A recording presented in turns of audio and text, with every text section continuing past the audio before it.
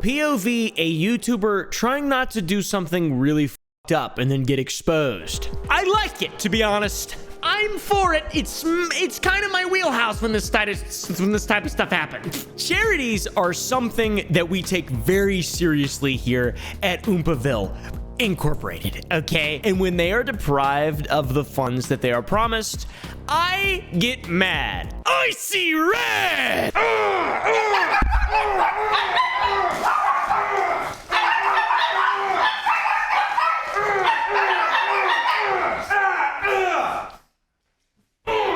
Now, my good buddy Mutahar, Some Ordinary Gamers, you've probably heard of him. He partnered with a fella named Carl to expose a YouTuber for lying about a charity that he was running for years. I was livid when I heard about this. Livid. By the way, go check out Carl and Muta's videos, because they're the ones that broke this story, and they're the ones that are covering this in the best, most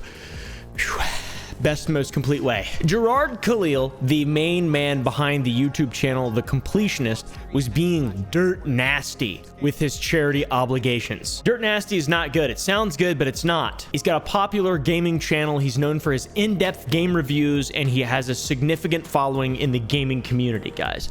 I know a little something about the gaming community. I used to be a part of that community till I was excommunicated. I wasn't hitting my cancelable situation quota. As Gerard's channel name suggests, he is known for completing games, getting them to 100%. If you know anything about games, if you play any games in a hardcore or even casual sense, you know that beating them completely is difficult. It's an impressive task, and it's an impressive feat. He's a legend. I mean, genuinely, this fellow is the legend, and he's completing these games just for the sake of content. It's impressive. Now, the one thing that he absolutely is not a completionist in is following through on charitable promises. In 2018, Gerard helped create the IndieLand charity marathon. It was basically a developer sort of gaming event where indie devs had a chance to show off and play their games, all for charity. Pretty epic. IndieLand gave lesser known developers a chance for people to see their game while also producing a sort of fun live stream environment for people to send donations to. So all the money from the IndieLand event went to the Open Hand Foundation, which is a charity that was founded by Gerard and his family back in 2003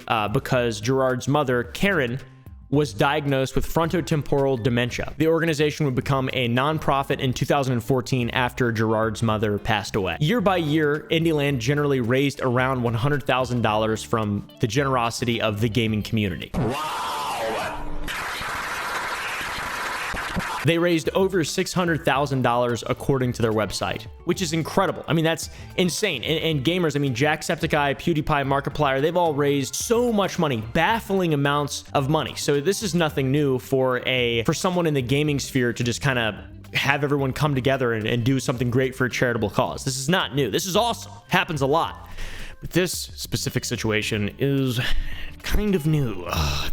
IndieLand also is just as cool as all this stuff. They showcased over 200 unique games for the public to come see and watch people play that didn't play them. Charity aside, IndieLand is dope, okay? They have showcased over 200 unique games for the public to see and watch and get kind of an early sneak peek. Games that even became incredibly successful, such as Call to the Lamb and Rift of the Necrodancer. I've never heard of Rift of the Necrodancer, to be honest, but it's apparently one of the more popular ones. Call to the Lamb has a banging Twitter, and I'm excited for the sex mods to come out. There's apparently a sex game, Sins of the Flesh it's called.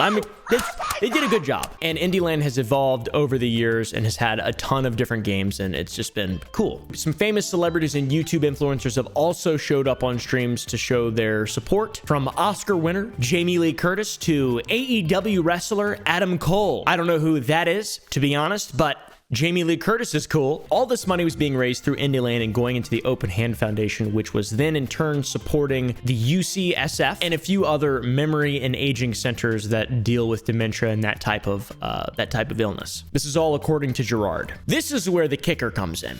In reality, no support was given to the UCSF or any other age and memory related foundation. The money has just been sitting in an account for years. That is in spite of Gerard on multiple occasions saying that money was being used to support these different programs. This is where the investigation from Mutahar and Carl and the allegations that we're going to be talking about in today's video come from. By the way, I want to make it very clear that this is all allegations by these two people who have actually done the research and put in the footwork and the actual effort to determine whether or not this is a bad thing. I'm just signal boosting and covering my friend's story, Mudahar. There's a lot to this, and I implore you all to go watch Mudahar's video and Carl's videos on this. They both are extremely certain that this is a massive bad situation. I'm going to be trying to approach it from a non-biased third-party perspective. I want to hear your guys' thoughts at the end on what you think went down here. The basic gist of this is the mismanagement of funds. Investigations headed by my friends and YouTubers Mudahar and Carl Jobst revealed discrepancies in the management of funds raised by IndieLand and TheCompletionist and all the people involved. Despite successfully raising the funds, no money had been distributed to any dementia research organization or just any charitable organizations at all. So how were Muda and Carl able to find this information out? Well, here you go. Every business in America is given a sort of social security number, but for a business, it's called an EIN. It is given out by the IRS. You have to have one essentially to do business and have credit and have loans and things like that. Simply put, it's an identification number. With this number, and due to the fact that it is a nonprofit organization, their filings are all public and you can view them. You yourself could search for the Open Hand Foundation on the IRS website using the EIN and view their filings. This is exactly what Muda and Carl did. The filings go all the way back to 2016, but that's not the earliest that they go. You can open up their determination letter and you can see the day that they were given tax-exempt status, which was April 12th, 2014. I wish I received this huge highlighted thing. You are exempt from federal income tax. I have to pay taxes though. And I do, I pay my taxes. So you can see they're granted an exemption from federal income tax and are classified as a private foundation. Now on the IRS website, goes back to 2016, but Mudahar and Carl used a different website called ProPublica, and you can see the 2014 and 2015 returns. In the 2014 return, you can see $33,000 of net income and $0 going to charitable disbursements. No expenses, all net assets. In 2015, they had $60K in revenue, but paid $30,000 in expenses, which netted their total to $66,000. They kept 30 grand on top of the 30 grand that they had the last year. That all goes towards net assets, cash assets. $0 charitable disbursement. Pretty bad track record for Utility, to be honest. That's not good. The main difference from the 2014 and 2015 return is that on the 2015, you can see a list of key employees and officers and their compensation. $0. It's all Gerard's family, but they were paid $0. You got Gerard's father, Gerard's sister, Gerard's brother, and then Magdalene, who is the only person that I cannot seem to find any relationship to Gerard, but no one was paid, so it doesn't really matter. $0 compensation from non-profit. Now on to 2016. You can see those on the IRS website, but the ProPublica website, in my opinion, has a bit better information. Let's keep things consistent. 2016 was a less lucrative year for the Open Hand Foundation. They only pulled in $40,000 in revenue. They had nearly $12,000 of expenses, and their net was $28,000 again for 2016. So very similar to the last 2 years, about around 30 grand. And over those 3 years, they amassed $94,000. That's great. That's awesome. That's a big chunk of change. So on top of you being able to see clearly that they're making money and they're maintaining the money, they continue having their assets and they continue holding it, they're also continue to not make any sort of charitable disbursements, which is a gigantic red flag and kind of scary. 2017, yet again, $31,000 in revenue, not that much. Their worst year yet. Another $11,000 in expenses, but at the end of the year, they had over $115,000 in net assets. $0 charitable disbursement. Now, 2018, that was the year that was the launch of IndieLand, and we mentioned they pulled around $100,000 every single year in general. So here we go. This is when it's big money time for Open Hand. Whoa, shit! Big money time for Open Hand. Hell yeah! Hey, shut the f up. Now this is where things start to get really bad. On the IndieLand website, it clearly says in the About section that proceeds will go to dementia research. POV, proceeds going to dementia research. None. Fucking none at all, dude. That's right, Frankie, settle down. Good girl. Sit, Petey. sit. So why did the money in 2018 not go anywhere? Why is it just sitting there? That doesn't make any sense. If it's a cause so near to Gerard's heart, you think he would find some kind of way to put this money to use. There are research foundations out there that will accept money. Maybe next year, 2019 will be better. No, it's not actually. They raised $123,000 in 2019. $13K in expenses, total net income $110,000, net assets $325,000 now at this point. We're getting chunky. We're getting chunky. That is a fat piggy bank of donations that $0 have been used so far for charitable disbursements. In 2020, it gets even worse because in 2020, there were live streams for IndieLand that he even said donators are donating to dementia research. He's actually saying your money is going to dementia research, not sitting in a bank account accruing interest or something. I don't know what the actual real scenario that's happening here is. My father, my brother, and I started a foundation called the Open Hand Foundation that raises money for dementia research and treatment for organizations all over the world. There's a lot more to this, by the way. We'll get through this. The response from Gerard, the completionist, is extremely interesting. At the beginning of the 2020 live stream I just mentioned, they talk about the founding of the Open Hand Foundation with his father and brother, saying specifically that they were trying to raise money for dementia research. They're doing this all over the world, and they have specifically partnered with the Alzheimer's Association. He even goes so far to say that they are one of the main funding supporters for the University of San Francisco. Currently working with the University of San Francisco, and we're kind of one of their main funding support partners going into all of this. Which is odd because they've not sent a single dime, according to their public tax records. 2021 has to be the year. Maybe in 2020, the live stream was just like, oh, we're gonna do that. He was planning on doing, he was writing a big IOU like from Dumb and Dumber by saying things that aren't true. They made $136K in 2021, $30,000 of expenses, 0 charitable disbursements. Ugh. Over $500,000 in assets now. Holy fucking shit. So just another year of pocketing donations from people looking to do good. People looking to put their money in some place that has an actual benefit or value to humanity. It's honestly despicable. Everyone donating would have been better off just donating directly to dementia research. It's even more sad and disturbing because the Open Hand is claiming to support these organizations that it actually isn't supporting, all in the name of a loved one that was suffering. That's what makes this whole thing the most up it possibly could be. Here's a clip of a donator saying how much the cause means to him because his family was battling the exact same thing that Gerard is claiming to raise money for. Ryan, thank you for the $10. He said, not much, but I'm happy to contribute to such a good cause. Having dementia slowly took my grandmother away from me. This charity means a lot to me. Thank you, Ryan. My heart goes out to you and yours. So again, now in 2021 on a live stream, Gerard says that the money will be going to dementia research, and then he brings up his mom as a reason for why this is so near and dear to him, why he's such a great man raising all this money for dementia and Alzheimer's and age and memory related problems. In 2022, $117,000. $11K, they got over $500,000, $655,000 to be exact. In assets, cash assets, $0 charitable disbursement. Now, who are these people running this company? It's Gerard and his family running it, and then Magdalene, who is the treasurer, who apparently is just really good at not being a fucking treasurer at all.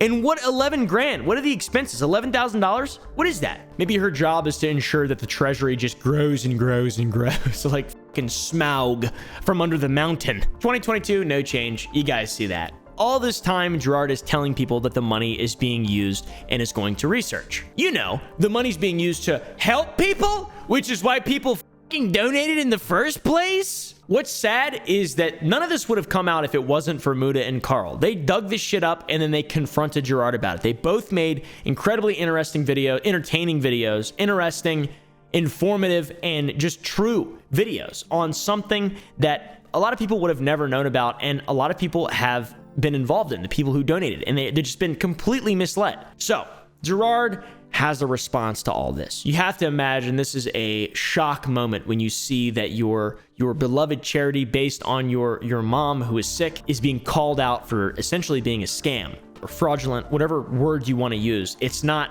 being used correctly. Before the videos dropped and this whole thing went big, Muda did hop into a call with Gerard to figure out what exactly was going on, and Gerard confirmed in the video that the money is still sitting in the account. And he confirms that the money is still sitting in the account. To answer your question, Carl, I don't have an answer. You know, I think that's my fuck up. I have personally donated to AFTD and Alzheimer's Association over the years, and that's where, again, I assumed the money was going there to support them as we were talking negotiations about working with them. I don't really have a true answer for that, and that's on me completely, and I will own up to that. So he knows the money hasn't gone anywhere. He knows it hasn't moved. He knows he's fucked up, but it hasn't been spent, so he's all above board now. He's all good. He then states that larger organizations stated to him that if he wasn't going to pay more than 6 figures, the money would essentially just go to waste. So his plan was to raise a bunch of money and then make a larger impact at some point instead of small, little, meaningless donations of just $100,000 a year. Things that wouldn't move the needle, you know? It's not the best argument, and it gets even worse when he says that he'll be donating the amount today only after being called out. He also claims that he never touched the money in the nonprofit and that it all would go towards charity. Although in his Discord interview, he says that he used some of the money to fund the event and reimburse himself. All YouTube memberships, basically anything that's tied to donating or subscribing in a financial way to us is going to charity. We're not touching any of it. It's all going for a good cause. We're going to have a great weekend. We have a lot of games. So when he says he's not touching any of it, when we talked to Gerard, he said that there was a couple of years that IndieLand actually dipped into the Open Hand Foundation to cover some expenses. So this is a false statement that's being made. So IndieLand is a separate thing from Open Hand. Correct. But yes. Were you saying that Open Hand was paying expenses for IndieLand though? Only some years and no more than a couple $1,000 depending on the year. If it was too much money just to make it right, because you're not supposed to really do that especially when you have no operating expenses. I'd only reimburse myself and I did it appropriately through the Open Hand when applicable, but not every year and no more than a couple $1,000 maximum. Imagine donating $15,000 and finding out that the money you donated is just sitting in an account and hasn't gone anywhere. I feel like there's got to be a time limit or something, right? Like you got to say, hey, if you donate this $15,000 right now, I'm not going to use it right now, but I might use it in like 6 years though. Like if you donate 15K, it'll sit in an account for 6 years and lose value through inflation. But like, that's fine because we're waiting for the right opportunity to give our money to a research organization, you know, that'll actually make a difference with our little bit of money that we raise. It's only $600,000. This seems to be where there is a massive split in the audience and community. The public reaction to this all coming out has been very 50-50. A lot of people were calling for transparency and proper allocation of the funds. A lot of people were on Muda's side. A lot of people were on the completionist side, and they felt that he hadn't been dishonest and that he was just waiting to do the right thing, basically. And the dude is a legendary YouTuber. I mean, he's done a hell of a job at making content for a very long time, and he's earned a massive fan base. This situation coming out raised a ton of concerns, questioning the legal and ethical responsibilities of the people managing these charitable funds and this nonprofit organization, specifically Gerard. There's a potential that all of this is just charity fraud. This is when there is misuse and misrepresentation in the acquiring and allocation of funds. Muda did a really good job explaining how this could be considered charity fraud. He cited a legal definition of charity fraud when he referred to this. The main claim is that with all the live streams from IndieLand, there are clips that are being used as evidence where they make claims and promises that money is actively going to dementia research or similar causes. But none of these promises were ever followed through on. There's been no transparency. Gerard hasn't necessarily done the wrong thing, but he also hasn't done what he's been saying he's been doing. He's just been sitting on a bunch of money. He hasn't been necessarily profiting off of that through fraudulently, but he also has just been kind of lying to people. I mean, that's what it seems like. Not a dime has been spent, but he's raised a lot. Fraud is the intentional deception or misrepresentation made for personal gain. So this isn't exactly that because the money was never used for personal reasons by Gerard or any of the other employees at Open Hand, but they still gained respect and renown, and there was absolutely some kind of trickle down from the image that they were garnering from this positive attention by raising a bunch of money. I mean, look at all these. This is certainly personal gain, is it not? I'm not exactly sure. I'm not a lawyer. I'm not the IRS. I don't do really anything with charities that I haven't like really specifically vetted or that I'm not in communication with. So what do you guys think? That's what I want to know. I'd say in this situation, the most applicable instance of charity fraud, potential alleged charity fraud, is the dishonest claims and misrepresentation of what the money was being used for. Nothing. It was being used for nothing, not personal gain, but also just nothing at all. So there's so many clips of Gerard just saying, it's been documented, you know, he's just saying shit at this point. He's just saying shit. There's 5 years of live streams of him just saying shit. Even in 2023, IndieLand 2023, which happened less than a month ago, they raised 55 grand from that. And in the description of all the videos, the money is for dementia research and treatment. So I don't know. What do you guys think? I'm really interested to see how this whole thing plays out, and Carl especially, and Muda, with all these recent tweets and things that are coming out, show some of those on screen. I don't know about any of this. I'm interested to see what exactly is going on here, and I want to see the right thing done at the end of the day, because charity is important. It's pretty cool, and it is gross how many charities just don't do good things, or they just lie and they make money, or they just can't find a way to delegate funds. And that is why I'm starting my own charity. I hear it's quite lucrative. Just kidding. I'm not starting my own charity yet. But if you're an orphan or an old person that lives in my town, I will be getting you a gift. And we'll all be watching a movie at the local cinema. That's not even a joke. We've been doing that. It's pretty cool. It's pretty fun. Bit of an update, by the way. During the filming and creation of this video, where I'm literally just taking information from my friend Muda and his friend Carl, and then reiterating it in a way that I can understand, there has been an update to the story! And apparently it's way worse, okay? There's an update. Apparently it's way worse. There are other sources of revenue that have gone to the open hand, and they are shady. Things got a lot shadier, okay, guys? Once again, I implore you all to go check out Carl's and Mudahar's videos on this, please. The IndieLand streams were not the only source of revenue for the Open Hand Foundation. It was just one source of revenue for the Open Hand Foundation. There's also a golf tournament that benefits the Open Hand. The Open Hand, by the way, sounds like some kind of cult in Skyrim. The golf tournament challenge thing or whatever is the Convenience Cup Challenge, which is hosted by Power Buyers Dealers West, which is a company founded by Gerard's father, and also, as we know, the president of the Open Hand Foundation. This golf tournament thing had sponsors of different tiers, as well as auctions and raffles, which all sourced revenue for the Open Hand Foundation. Here's some screenshots exclusively sourced by Mudahar. To kind of get things on the same page, the Convenience Cup is exactly as old as the Open Hand Foundation. They were both started in 2003, and we could see that from the original posts. That's a lot of years of sponsors and other profitable activities that are hopefully put to good use, like everything else that has come from the Open Hand Foundation, right, guys? Put to good use, right, guys? Right?